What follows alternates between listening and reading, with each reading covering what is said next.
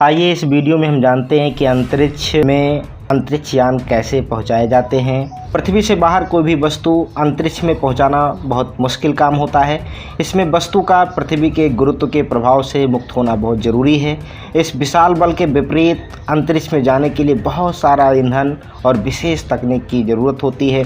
इसके लिए विमान की जगह रॉकेट का प्रयोग किया जाता है और यह सर्वोत्तम माना जाता है, जो आज प्रक्षेपण यान भी कहे जाते हैं। इनका काम उपग्रह या यानों को अंतरिक्ष में पहुंचाना होता है। इसके लिए सुनसान स्थान पर एक लॉन्च पैड बनाया जाता है और लॉन्च पैड पर इस यान को शिफ्ट किया जाता है और एक निश्चित समय में इसे वहां से लॉन्च किया जाता है, जैसा कि आप इस वीडियो में देख सकते हैं।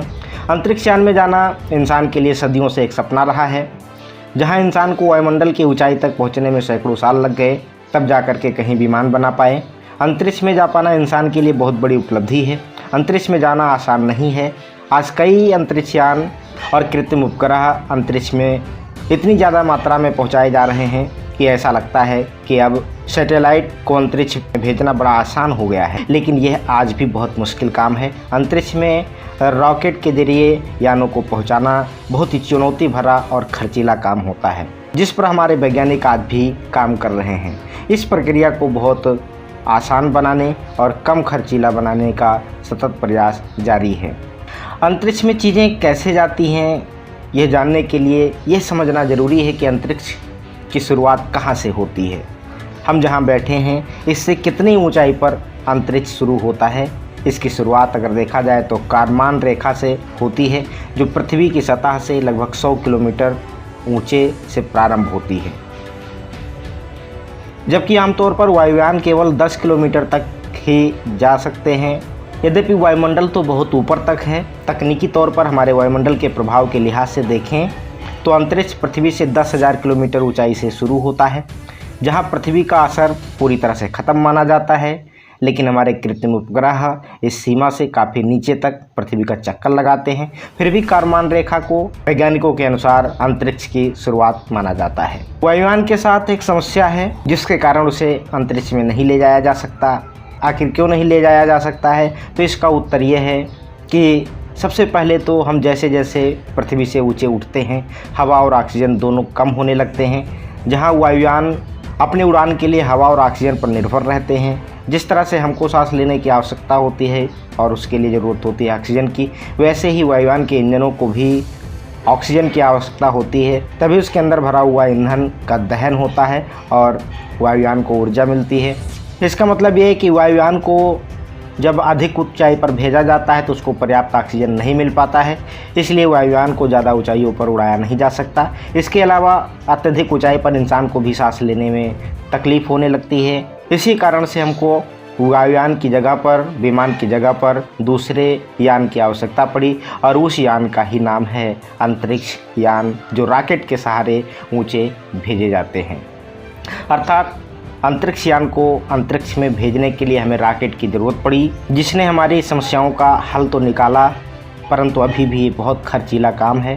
जहां वायुयान के इंजन को हवा से ही ऑक्सीजन मिलता है, उधर रॉकेट के इंजन के साथ ऐसा नहीं होता है। इसके लिए ऑक्सीजन या हवा की आपूर्ति के लिए अलग से व्यवस्था होती है, जो रॉकेट अपने साथ खुद ले जाते हैं। इसी कारण से रॉकेट के अंदर लोगों के बैठने की, अर्थात यात्रियों के लिए जगह कम हो जाती है। लेकिन जो ऑक्सीजन आदि रॉकेट में जाते हैं वह अंतरिक्ष में काम करते हैं, वहाँ हवा बिल्कुल नहीं होती है। न्यूटन का तीसरा नियम कहता है कि रॉकेट के इंजन से बहुत तेज़ गैस नीचे की ओर निकलती है, जिसके कारण रॉकेट ऊपर की ओर जाता है। ठीक इस प्रकार समझ सकते हैं जैसे गुब्बारे में हवा भरा हो और उसे बिना बांधे छोड़ दिया जाए, तो हवा जब नीचे की ओर निकलती है तो गुब्बारा ऊंचे की ओर जाता है, अर्थात विपरीत दिशा में जाता है। ठीक इसी सिद्धांत पर काम करता है हमारा रॉकेट। अंतरिक्ष की यात्रा में भार का बहुत महत्व होता है। इसके अलावा रॉकेट को वायुमंडल के घर्षण का भी सामना करना पड़ता है। इसके लिए उसका बाहरी आवरण भी खास तरह से डिज़ाइन किया जाता है। अंतरिक्ष यान के बाहरी आवरण को सूर्य के प्रकाश की ज़रूरत होती है, क्योंकि इस पर सोलर पैनल लगे होते हैं, जिससे सूर्य से ऊर्जा प्राप्त की जाती है। इन सभी विरोधाभासी ज़रूरतों को देखते हुए अब विकसित होते हुए स्थिति ये हो गई है कि रॉकेट एक यान भर रह गए हैं, इसके अंदर उपग्रह या अंतरिक्ष यान को रख करके और अंतरिक्ष में भेजा जाता है। रॉकेट के अलग अलग हिस्से अपनी यात्रा के दौरान अलग हो जाते हैं, जैसा कि आप वीडियो में देख सकते हैं, जिससे रॉकेट और यान का भार कम होता जाता है और ऊपर की उड़ान की मुश्किलें भी कम होती जाती हैं। यही वजह है कि आज रॉकेटों को प्रक्षेपण यान भी कहा जाता है, लेकिन वैज्ञानिक अब रॉकेट को उन्नत और कम ऊर्जा के उपयोग वाला बनाने का प्रयास कर रहे हैं। यहाँ तक कि अब वे ऐसे प्रक्षेपण यान को बना रहे हैं जिनका उपयोग दोबारा किया जा सके, यानी वह अंतरिक्ष में जाने के बाद पुनः पृथ्वी पर वापस आ सकते हैं, दोबारा उन्हें अंतरिक्ष में भेजा जा सकता है।